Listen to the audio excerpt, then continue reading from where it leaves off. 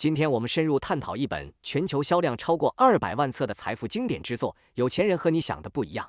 这本书的作者哈维·艾克通过对比富人与穷人在思考和行动上的关键差异，向我们揭示了一个残酷而深刻的真相：决定你银行账户有多少个零的，可能不是你的努力程度，而是你脑袋里那张看不见的财富蓝图。你是否曾经困惑过，为什么自己明明很努力工作，甚至比身边的一些人更聪明，但在财富积累上却总是差那么一口气？我们常常以为贫富的差距在于机会、背景或者单纯的运气，但有钱人和你想的不一样，却告诉我们一个更深层的真相：真正拉开贫富差距的不是钱，而是思维的鸿沟。书中的作者通过精深的研究发现，我们的财富命运在童年时期就已经被3股神秘的力量悄悄地编程了。这3股力量被称为决定你财富蓝图的3大制约来源。现在我们就来当一回福尔摩斯，把这3个一直在幕后操控我们的神秘人给揪出来。第一个也是最直接的一个，叫做语言设定。说的直白一点，就是你小时候从你最亲近的人，通常是父母嘴里听到了哪些关于钱的话。你现在可以花3秒钟在脑海里快速回忆一下，是不是这些话听起来特别耳熟？咱们家可买不起那个，别想了，那些有钱人个个都为富不仁，心都黑得很，钱是万恶之源，够花就行了，要那么多钱干嘛？女孩子家的懂那么多赚钱干嘛？以后嫁个好老公就行了，省着点花，存钱是为了什么？为了不时之需啊！这些话就像一句句魔咒，在我们童年那个纯净如白纸的大脑里深深烙印。我们不会去怀疑，只会全盘接收。于是我这辈子都不可能很有钱，有钱等于变坏，我不配拥有好东西，这些可怕的念头就像病毒一样，被深深地植入了我们财富系统的底层代码。书里就讲了作者自己的亲身经历。他小时候，他父亲总是抱怨股市，天天在饭桌上捶着桌子大骂，那些该死的股票又让我亏钱了。结果作者长大以后，只要一碰投资，就莫名其妙的亏钱。他自己都觉得邪门，学了那么多知识也没用。直到后来他才明白，他的潜意识早就被父亲写入了一个顽固的程序：投资等于亏钱，等于痛苦。所以他总会在潜意识的操控下，做出最完美的错误决策来验证这个童年的程序。第二个比语言影响更深远的叫做模仿。俗话说有样学样，小孩子更是模仿的天才。父母怎么说固然重要，但父母怎么做更是刻在孩子骨子里的烙印。书中讲了一个让人拍案叫绝的例子：一个女人每次做烤火腿都会把火腿的2头切掉，她丈夫觉得很奇怪，这不是很浪费吗？就问她为什么要这么做。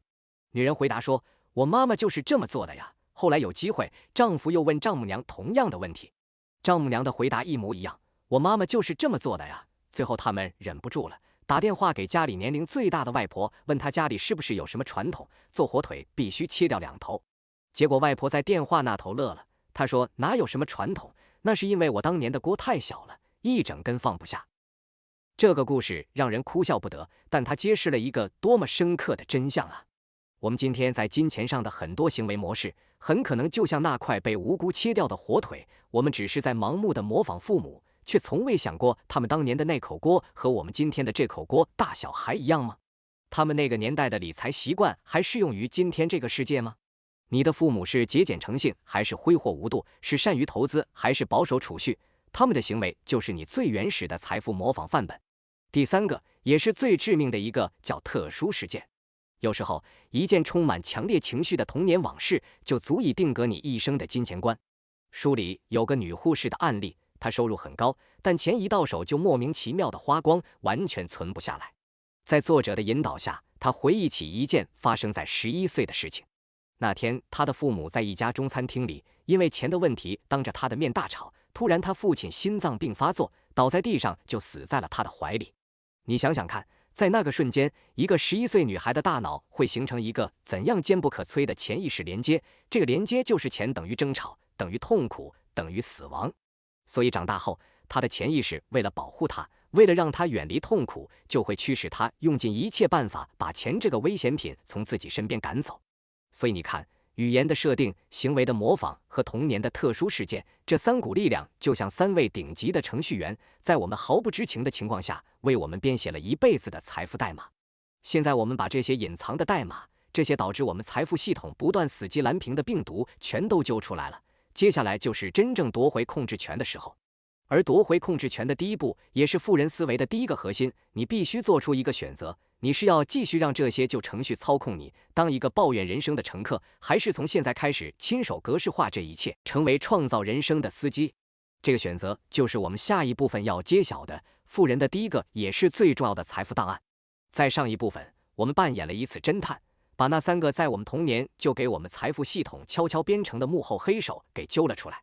我们终于恍然大悟，原来今天我们在金钱上的种种挣扎和困惑，很可能不是因为我们不够好，而是我们大脑里的那套财富旧程序在作怪。既然病毒已经找到了，那接下来该怎么办？是两手一摊，无可奈何，放任它继续霸占我们的财富系统，让我们一辈子原地打转，还是从今天起，我们亲自操刀夺回控制权，给自己的大脑来一次彻底的格式化和系统重装？这个选择，朋友们，就是我们要打开的第一个，也是所有财富思维里最重要的一个档案。这个档案一句话就道尽了穷人与富人最根本的区别。这句话就是：富人相信我，创造我的人生，而穷人相信人生发生在我身上。你停下来，仔仔细细地品味一下这2句话，是不是感觉背后是2种完全不同的人生？前者是把自己当成了人生的司机，我手握方向盘，我脚踩油门，我来决定目的地的风景，我来规划前进的路线，路上的颠颠洼洼都是我成长的经验。而后者呢，是把自己当成了一个无能为力的乘客，人生这辆车往哪开，开的是快是慢，全凭一个叫命运的司机说了算，自己能做的似乎只有坐在后排祈祷或者抱怨。可悲的是，现实生活中绝大多数人都在不知不觉中选择了扮演这个乘客的角色。作者在书里把这种心态称为受害者心态，而一旦你陷入这种心态，你就基本上告别致富这件事了。作者一针见血地指出，这种受害者心态通常有3个非常明显的，像病毒一样会传染的特征。你来听听看自己或者身边的人有没有在不经意间就中毒了。第一个特征也是最明显的，叫做责怪。一个扮演受害者的人，当他的生活不如意，口袋里没钱的时候，他会觉得这是谁的错？反正绝对不可能是他自己的错。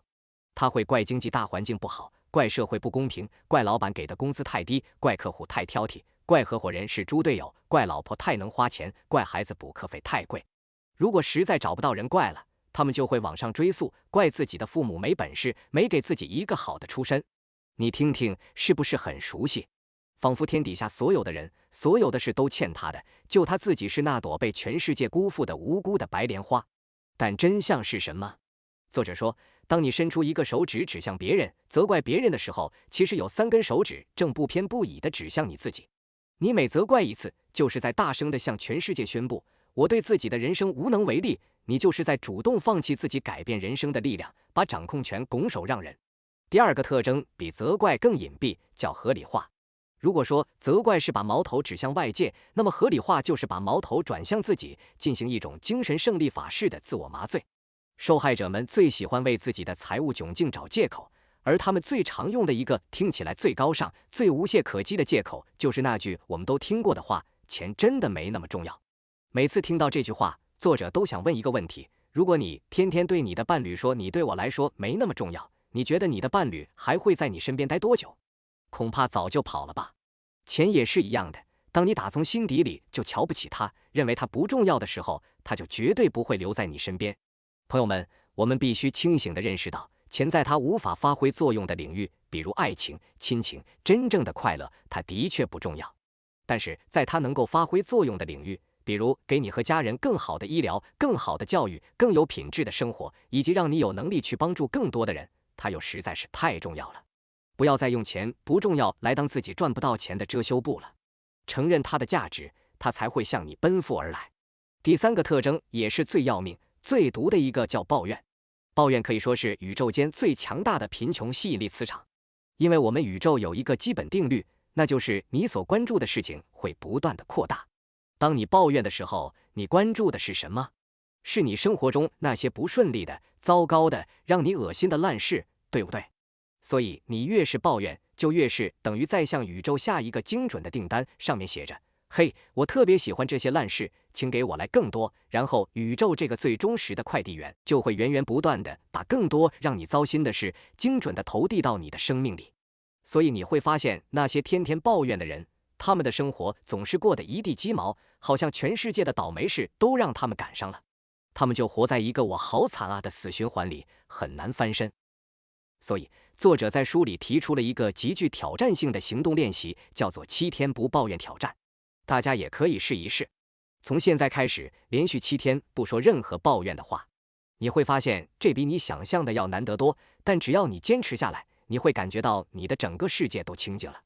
责怪、合理化、抱怨，这就是阻碍我们致富的受害者3件套。那解药是什么呢？解药简单到只有2个字：负责。从你看完这个视频的这一秒开始，你要在你的骨子里刻下一个全新的信念：我生命中所拥有的一切和我所没有的一切，全都是我自己一手造成的。我的财富是我创造的，我的贫穷也是我创造的。我人生这部精彩大戏的作者、导演、主角，从始至终有且只有我一个人。当你真正的从心底里撕掉受害者的标签，坐上人生的驾驶座，紧紧握住方向盘时，你就已经完成了从穷人思维到富人思维的第一次，也是最伟大的一次跨越。好了，现在你已经坐上了驾驶座，决定自己掌控人生。那么紧接着，第2个巨大的思维差异就出现了，一个决定了你财富等级的终极问题：你的目的地是哪里？你只是想开到街角的便利店买包泡面就行，还是打算一脚油门开往财富自由的星辰大海？这背后是富人与穷人关于梦想尺寸的秘密，也是我们下一部分要深入探讨的话题。在上一部分，我们终于做出了那个最伟大的决定，打掉抱怨和借口，拒绝扮演受害者，亲自坐上人生的驾驶座，100%的对自己的人生负责。恭喜你，你已经完成了从穷人思维到富人思维最关键的一次蜕变。现在方向盘在你手里了，你说了算。那么一个更深刻也更激动人心的问题来了，你的目的地是哪里？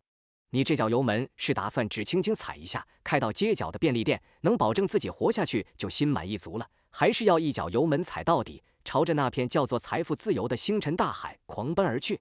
这个问题听起来很虚，但它背后青绿是我们这一部分要打开的第2组财富档案，一个关于你梦想的尺寸和游戏心态的巨大秘密。首先，我们来谈谈心态。作者在书里说，穷人玩金钱游戏是为了不要输，而富人玩金钱游戏是为了赢。这是什么意思呢？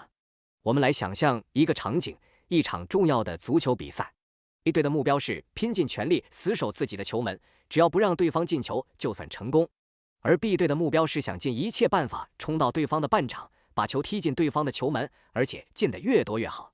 你觉得哪支队伍获胜的概率更大？答案不言而喻，对吧？一个只想着防守的队伍，最好的结果也就是个平局，但大概率会被对方压着打，最后输掉比赛。我们的金钱游戏也是一模一样。大多数人，也就是穷人和中产阶级，他们玩金钱游戏采取的就是 A 队的防守策略。他们的首要目标是生存和安全感。他们心里想的是，只要我能付得起每个月的账单，就谢天谢地了。只要我有一份安稳的工作，能让我安安稳稳地熬到退休，我就满足了。只要我的钱够用，我就很舒服了。你看，他们的目标不是赢，而是不要输，是舒服。但作者一针见血地指出，如果你的目标只是舒服，你就很可能永远也成不了有钱人。那富人呢？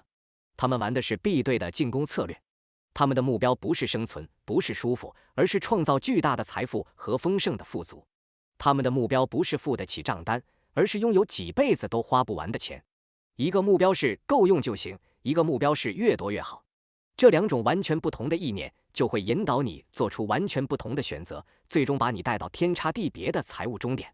这就引出了我们的第2个财富档案：富人想得很大，穷人想的都太小了。作者提出了一个收入定律，他说，你的收入与你提供给市场的价值成正比，而这个价值主要由4个因素决定：供给、需求、品质和数量。其中我们最能掌控的就是数量，也就是你打算服务多少人。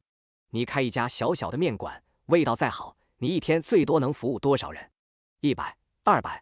你的收入天花板在开店的那一刻就已经被锁死了。但如果你想的是把你的独家配方做成标准化的料理包，卖给全国成千上万家餐厅，或者通过互联网卖给千家万户呢？你的收入天花板瞬间就被打破了。这就是想得小和想得大的区别。很多人之所以不敢想大，是因为他们害怕失败，更害怕成功。他们觉得自己不够好，不重要，没有能力去影响那么多人的生活。但作者鼓励我们说，你的天赋、你的使命不是只为你一个人准备的，而是要用来帮助和分享给更多的人。逃避你的潜力，对你和对这个世界都是一种不负责任。好，现在我们心态上想赢了，目标上也想大了，但最关键的一步来了，也是最难的一步。这就是第3个财富档案：富人致力于变得富有，而穷人只是想要变得富有。你可能会产生疑惑，致力于和想要真的有区别吗？但其实两者之间隔着一条巨大的鸿沟。作者分成了3个层次。第一层次是我想要变得富有，这其实是绝大多数人的状态。这句话的潜台词是，如果财富能像中彩票一样掉到我头上，我肯定会接着。但这里面没有任何真正的能量和承诺。第二层次是我选择变得富有，这个层次就强大多了。它意味着你做出了一个主动的决定，愿意为这个决定承担责任。但最高的第3层次是我致力于变得富有。致力这个词在字典里的意思是毫无保留地贡献自己。这意味着什么？这意味着你愿意投入100%的精力，毫无保留，毫无怨言。为了实现这个目标，你愿意做任何合法、合乎道德、合乎伦理的事情。这意味着你愿意一天工作16个小时吗？你愿意一周工作7天，牺牲掉大部分的周末和娱乐吗？你愿意暂时放弃和家人朋友的相聚时光吗？你愿意把你所有的精力、金钱和时间都投入到一个可能完全没有回报的风险里吗？富人会毫不犹豫地回答：我愿意。而大多数人在听到这些问题的时候就已经退缩了。这就是想要和智力之间那道无法逾越的鸿沟。你只是想要，所以你总是在找借口。而富人是致力于，所以他们只看结果，不找借口。所以你看，富人的思维模式其实是一套强大而完整的组合拳。他们内心深处玩的是一场为了赢的金钱游戏，他们放眼望去，设定的都是宏大的人生目标，他们付诸行动时，保持的是一种全身心投入的坚定承诺。这是一个从心态到格局再到决心的完美闭环。但是问题又来了，很多人也曾经热血沸腾，也曾经下定决心，可为什么最后还是停在了原地，什么都没有发生？因为在伟大的想法和真正的行动之间，还隔着一道所有人都必须面对的鸿沟。这道鸿沟的名字叫做恐惧和犹豫。如何才能跨越这道鸿沟？富人又是如何做到像打仗一样，先开枪后瞄准的？这就是我们下一部分要揭秘的关于行动的艺术。上一部分我们进行了顶级的精神武装，感觉热血沸腾，仿佛下一秒就能冲上人生巅峰。但请等一下，为什么无数的雄心壮志都在第2天太阳升起消失得无影无踪？因为在伟大的想法和真正的行动之间隔着一道鸿沟，它的名字就叫恐惧。穷人望而却步，而富人却掌握了跨越它的秘密。现在我们就来揭晓这套行动的艺术。第一个行动档案：富人专注于机会，穷人专注于障碍。这是一个决定天壤之别的思维差异。想象一条通往宝藏的道路，穷人看到的是什么？是满路的荆棘、潜在的毒蛇、摇晃的桥梁。他们看到的是无数个可能失败的万一。他们关注风险，所以结论是太危险，待在原地最安全。那富人呢？他们也看到了同样的荆棘和毒蛇，但他们的目光却像雷达一样穿透所有障碍，死死锁定在尽头的宝藏。他们内心想的是：哇，只要走过去，宝藏就是我的。他们把障碍看作是成功路上必须打掉的小怪兽。他们关注回报。朋友们，问问自己，面对一个新机会，你脑中第一个念头是万一失败了怎么办，还是太棒了，万一成功了会怎样？这个下意识的反应暴露了你最底层的财富设定。因为专注于障碍，穷人陷入了分析瘫痪。他们永远在准备，在瞄准，总觉得时机不够完美。真相是，完美的时机永远不会到来。等他们感觉准备万全时，机会的窗口早已关闭。而富人的行动口号截然相反：准备、开火、瞄准。他们掌握7、8成信息后，就会果断开火，先进入游戏，然后根据第一枪的结果再来调整修正。他们是在行动中学习，在实践中完善。书里讲了一个走廊原则，完美诠释了这一点。作者想开蛋糕店，但他一无所知。他没花半年写商业计划书，而是直接去一家生意火爆的蛋糕店打工。他的目标不是工资，而是进入那条走廊。一旦进入走廊，无数扇在门外根本看不见的机会之门便向他敞开。最畅销的品类、供货商的渠道、管理的秘诀、顾客的抱怨，所有商业机密都在走廊里。这就是走廊原则的精髓，别在门外猜测，先进去。进去之后，你自然会看到下一步。你可能会说，道理我都懂，但我就是害怕。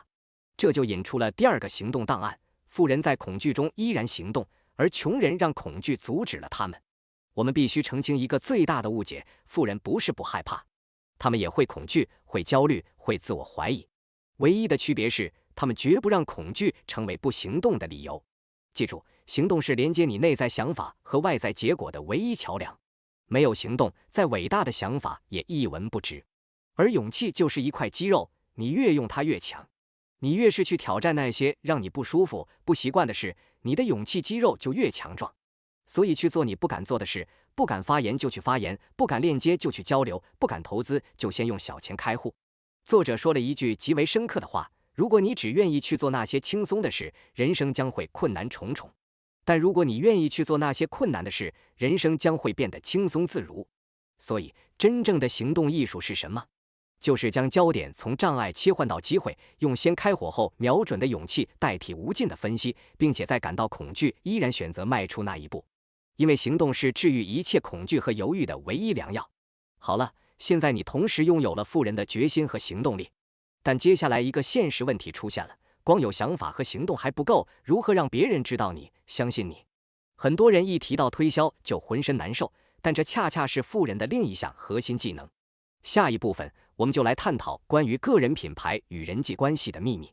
在上一部分，我们终于掌握了富人那套被称为行动艺术的秘密武器。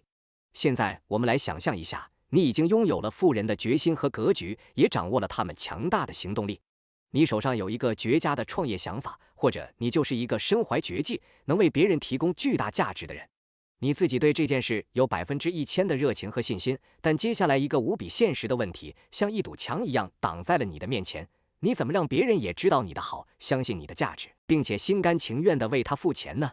一提到卖东西、搞推销、宣传自己，很多人是不是瞬间就浑身不自在、头皮发麻，甚至觉得这是一件很 low、很掉价、很不酷的事情？我们从小就被教育要谦虚，不要王婆卖瓜、自卖自夸。但这一部分我们要打开的这组财富档案，就是要彻底的、颠覆性的把你的这个看法给扭转过来。我们来看这组的第一个档案：富人乐于宣传他们自己和他们所拥有的价值，而穷人则非常讨厌推销和宣传。为什么会这样？作者在书里分析了几个根源。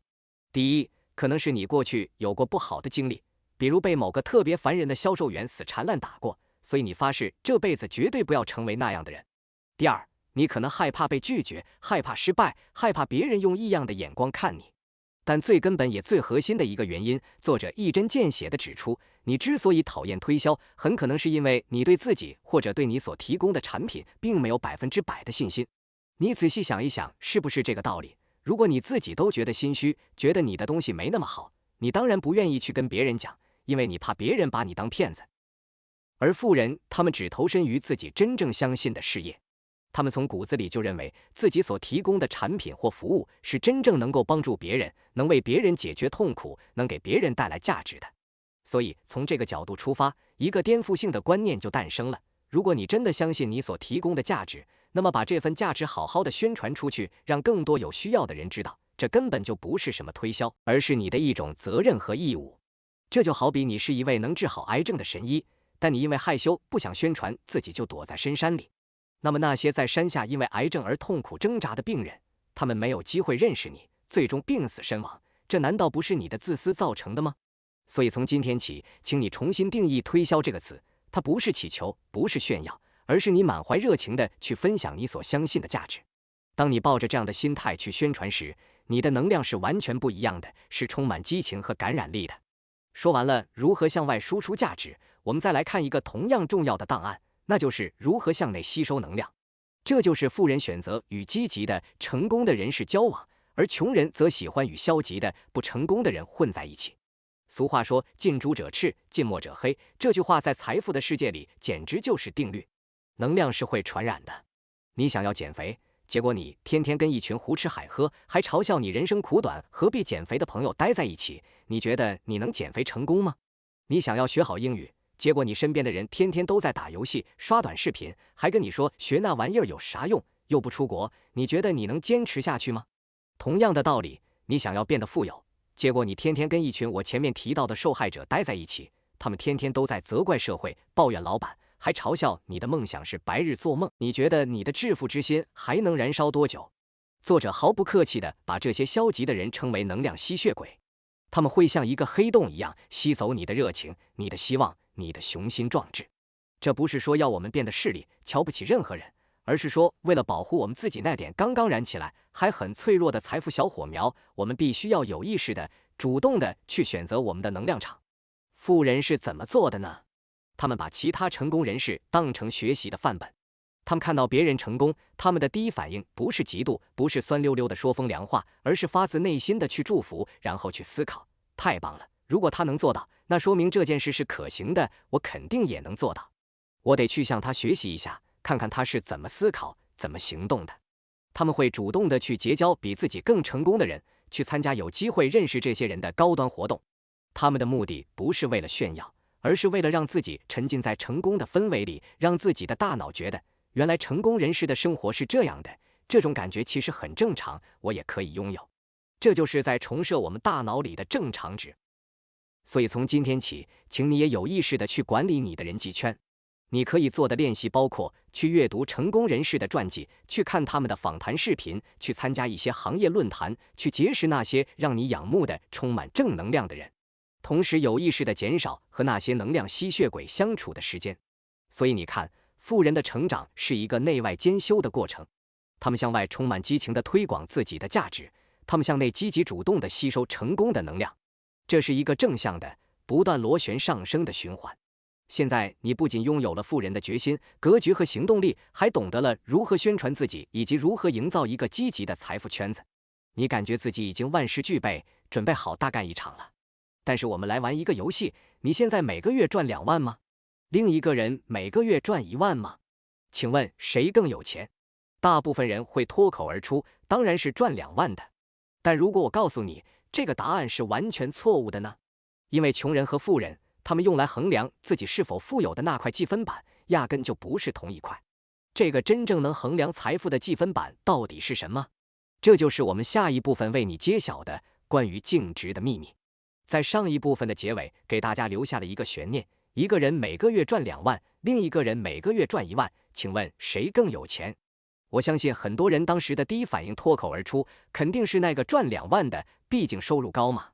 但是如果我告诉你这个答案是完全错误的呢？因为这个赚2万的哥们儿每个月要还1万5的房贷和车贷，再加上各种人情往来、吃喝玩乐，他是个地地道道的精致穷月光族。而那个每个月只赚1万的哥们儿省吃俭用，每个月能雷打不动地存下5000块，并且坚持拿这笔钱去做投资。现在我再问你一次，谁才是真正的有钱人？我想答案已经非常明显了。这个问题的背后就隐藏着我们这一部分要揭晓的一个穷人与富人之间关于财富积分板的巨大秘密。富人专注于他们的净值，而穷人只专注于他们的工作收入。这可以说是穷人和富人之间在财务观念上最根本的差异之一。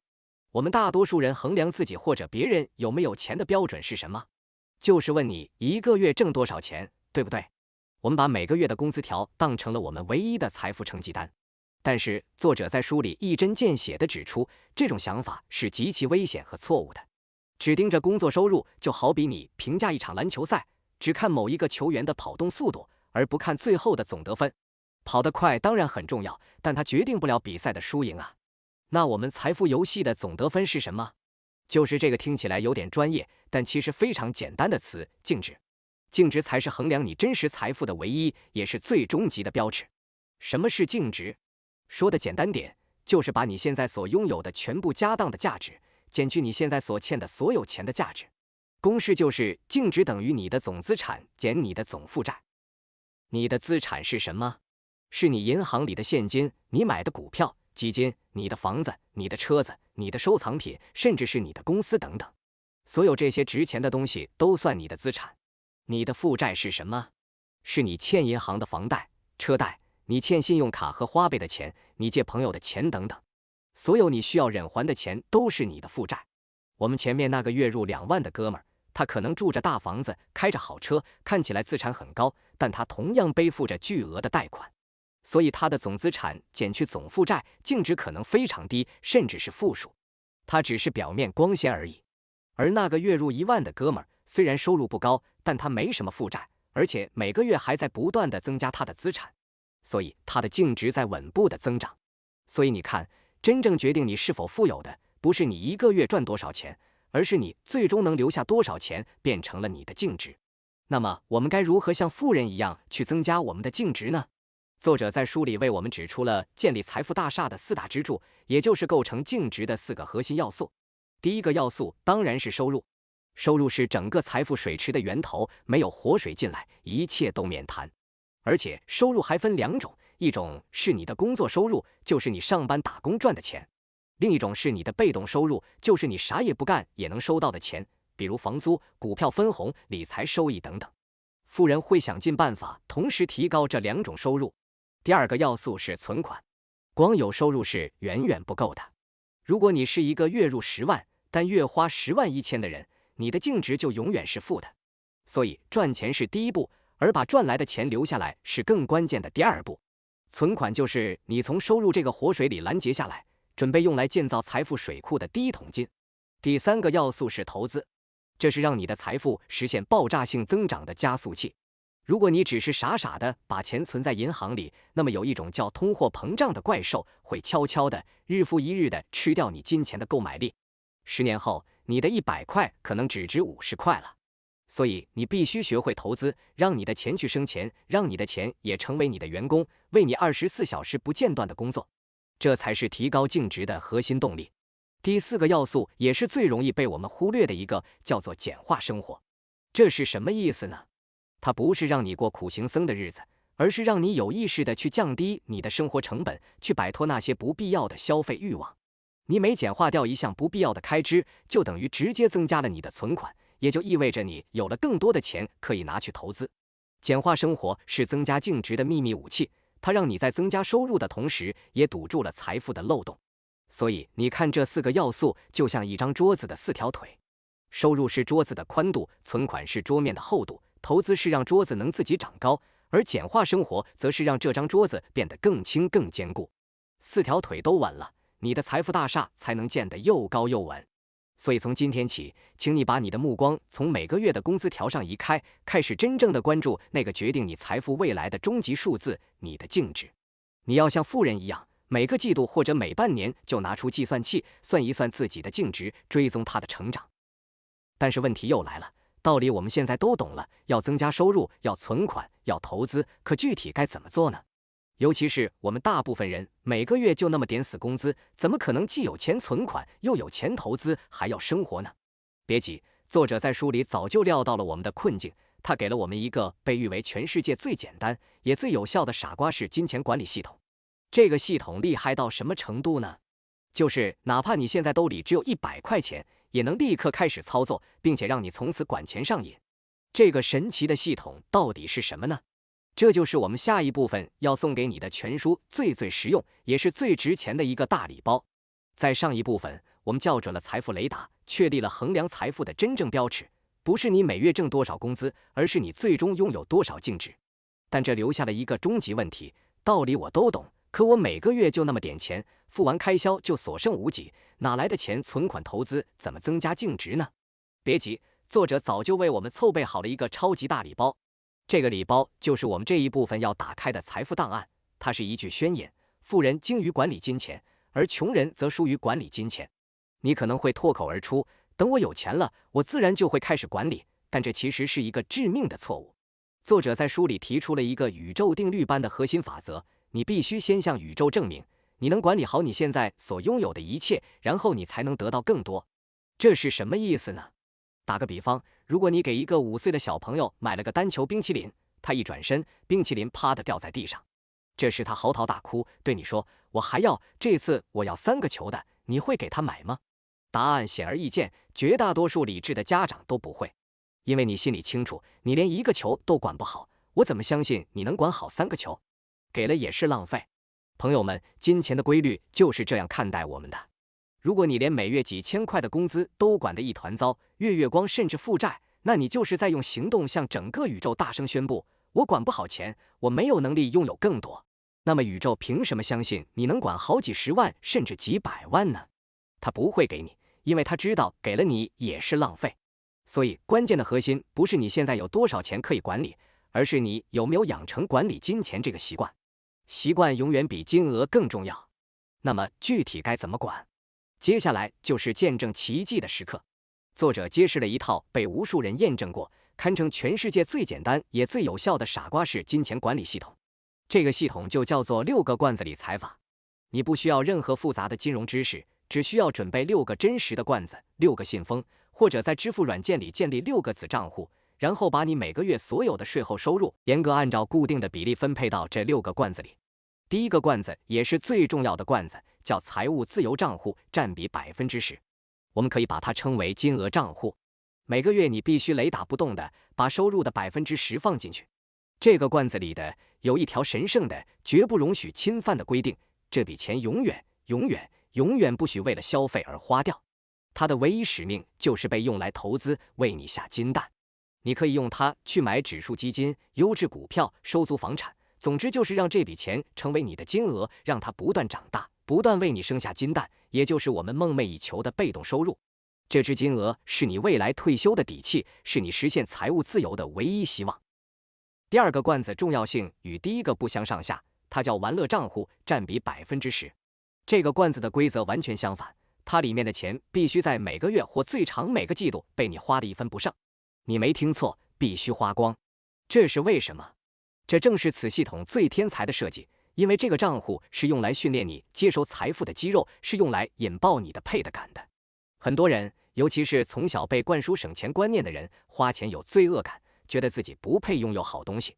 而玩乐账户就是强制你去尽情挥霍，让你去做那些能感觉到我真富足、我真享受的事情。用这笔钱去一家你垂涎已久的高档餐厅吃顿大餐，去做一次顶级的 SPA 按摩，去住一次顶级酒店，尽情地宠爱你自己。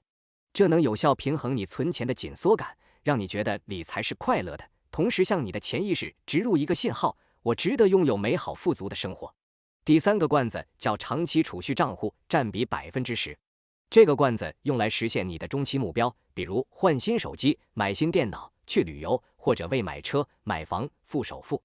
所有需要长期储蓄的大额开销都从这里出，从而保护你的金额不受任何侵犯。第四个罐子叫教育账户，占比10%。这是用来投资这个世界上回报率最高的资产——你的大脑。用这笔钱去买书，去上技能提升课程，去参加行业会议，拓展人脉。记住，你成长的速度决定了你财富增长的速度。第五个罐子叫生活必需账户，占比55%。这个罐子用来支付你所有的日常开销，房租、水电、交通、吃穿等等。如果你的生活开销超过了55%，怎么办？那就意味着你必须立刻开始简化生活。最后一个罐子叫付出账户，也叫感赞账户，占比5%。用这笔钱去做慈善，帮助有需要的人，或者给家人朋友买一份用心的礼物。当你能够向外付出时，你就在向潜意识传递一个强烈的富足信号：我拥有的已经绰绰有余，所以我可以分享给别人。你看，这个6个罐子系统远不止一个理财工具，它是一个完整到无懈可击的财富心态训练系统。它同时照顾了你的未来财务自由账户、你的现在玩乐账户、你的生活必需账户、你的成长教育账户、你的梦想长期储蓄账户和你的灵魂付出账户。它让管钱的过程不再痛苦，而是充满希望和乐趣。从今天起，就去找出你的6个罐子，哪怕月入只有1000块。当你能管好这1000块时，宇宙才会放心的把10000块交给你。当你开始用这个系统把钱管理得井井有条，财务自由账户里那只珍贵的金额就会慢慢长大。那么下一步是什么？就是如何让这只金额开始为你下金蛋，也就是我们常说的如何让钱为你工作，而不是你辛苦为钱工作。如何才能真正拥有被动收入？这就是我们下一部分为你揭晓的，从打工人到投资人的终极跨越。在上一部分，我们终于得到了那套被誉为全世界最简单有效的6个罐子理财法。现在你的金额正在你的精心呵护下一天天长大，变得越来越肥美。那么下一步是什么？当然就是让这只金鹅开始正式的为你工作，为你下金蛋。这就是我们这一部分要揭晓的，从一个每天用时间换金钱的辛苦打工人，跨越到悠闲潇洒的投资人的终极秘密。富人让他们的钱为他们辛苦工作，而穷人则辛苦的为钱工作。这又是一个听起来简单，但背后逻辑却有天壤之别的观念。我们绝大多数人从小被设定的程序是什么？就是你必须努力学习，考上好大学，找一份好工作，然后勤勤恳恳的干活，老板就会每个月给你发工资。这个模式的本质是什么？是我们用自己的时间和劳力去换取金钱。这就意味着你的收入永远有一个无法突破的天花板，因为你一天最多只有24个小时，你不可能无休止的工作。在这个模式里，你就是那台赚钱的机器。一旦你这台机器生锈了，累了，想休息了，那么你的收入就会立刻停止。而富人从一开始想的就不是这件事，他们想的不是让自己成为那台赚钱的机器，而是如何去拥有那台赚钱的机器。他们要建立一个即使自己在睡觉、在度假、在陪伴家人的时候，也能24小时不停歇地为他们创造收入的系统。这个系统产出的收入就是我们梦寐以求的被动收入。拥有了被动收入，你就拥有了真正的自由。作者在书里给财务自由下了一个最精准的定义，那就是当你不再需要为了钱而去工作的时候，你就自由了。请注意“需要”这2个字。财务自由不代表你从此就躺平不工作了，而是你拥有了选择权。你可以继续工作，但你工作的目的不再是为了生存，而是为了热爱，为了创造，为了实现自我价值。你的时间真正的属于你自己。那么如何才能创造被动收入呢？书中主要提到了2种途径。第一种也是最常见的一种，就是让钱为你工作。还记得我们6个罐子里的那个财务自由账户吗？那只金鹅，当这只鹅养到一定大小的时候，你就可以用它去购买各种各样的资产。什么是资产？就是那些能把更多的钱放进你口袋里的东西。比如，你可以用它去买优质公司的股票或者基金，这些公司赚钱了，你就能收到股息和分红。你可以用它去投资房产，然后把房子租出去，每个月收取租金。你甚至可以把钱借给别人，收取利息。股息、分红、租金、利息，这些就是你的钱为你生下的宝宝，也就是被动收入。你的本金越多，你的金额越大，它为你下的金蛋也就越多。第二种创造被动收入的途径是让事业为你工作，这主要是针对创业者而言的。它的核心是你要建立一个可以自动化运营并且能盈利的商业系统。这个系统可以在很大程度上脱离你本人的亲身参与。比如你开了一家面馆，如果每一碗面都必须你亲手来煮，那你就只是个个体户，这是主动收入。但如果你把面条的配方、制作流程、服务标准全部都系统化，然后开了10家连锁店，雇佣店长和员工来管理，那么这些连锁店为你带来的利润就是被动收入。再比如你写了一本书，出版之后，只要这本书还在销售，你就能源源不断地收到版税。你在网上录制了一套非常受欢迎的课程，只要还有人购买，你就能持续地获得收入。你发明了一项技术，申请了专利，别人要使用就得付给你授权费。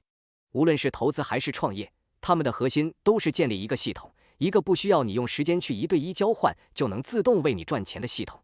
但是无论是学会投资还是建立一个商业系统，都需要我们具备相应的知识和能力。这就引出了与它相辅相成的最后一个财富档案：富人持续的学习和成长，而穷人则认为他们已经知道了一切。穷人最喜欢说的一句话是什么？就是这些我都知道。作者说，这句话是人类语言中最危险的一句话，因为当你把它说出口的那一刻，你的大脑就已经关闭了接收新信息的大门。你就是在告诉全世界，我不需要再学习了，我已经很完美了。而这恰恰是通往贫穷的直通车。在这个飞速变化的时代，知识的保质期越来越短。你大学里学的东西可能不出5年就过时了。如果你不持续的学习，你就会被时代无情的淘汰。所以富人都是终身学习者，他们永远保持着空杯心态，永远对新知识、新技能充满好奇。还记得我们6个罐子里的那个教育账户吗？那10%的钱就是富人给自己准备的成长基金。他们知道投资自己的大脑是这个世界上回报率最高的投资，因为这里有一个终极的成功顺序，叫做成为、去做、拥有。穷人的想法是颠倒的，他们想的是，如果我拥有了很多钱，我就可以做我想做的事，然后我就会成为一个快乐的人。而富人的成功顺序是，我必须先成为一个有能力、有知识、有智慧的成功人士，然后我去做成功人士该做的事情，最后我自然就会拥有我想要的一切。你的外在世界只不过是你内在世界的一面镜子，你的财富永远不可能超越你这个人的成长。所以，从打工人到投资人的终极跨越，本质上是2个维度的成长。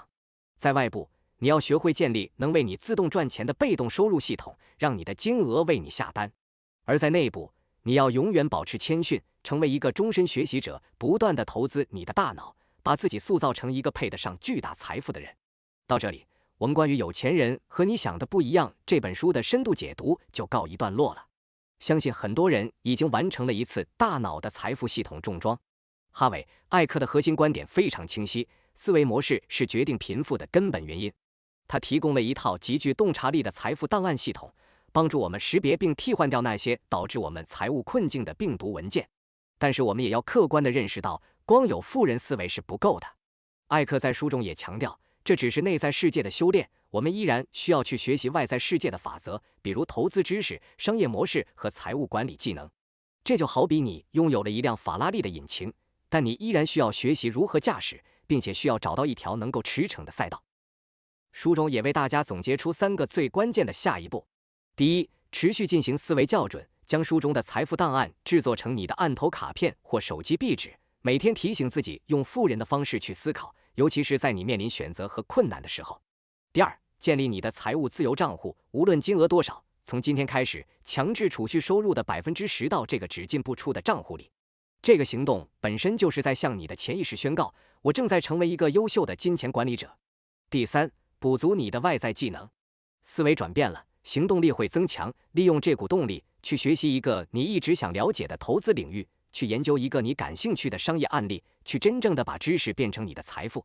记住，内在的改变加外在的行动等于真正的财富自由。希望今天的视频能够成为你通往财务成功道路上的一块坚实基石。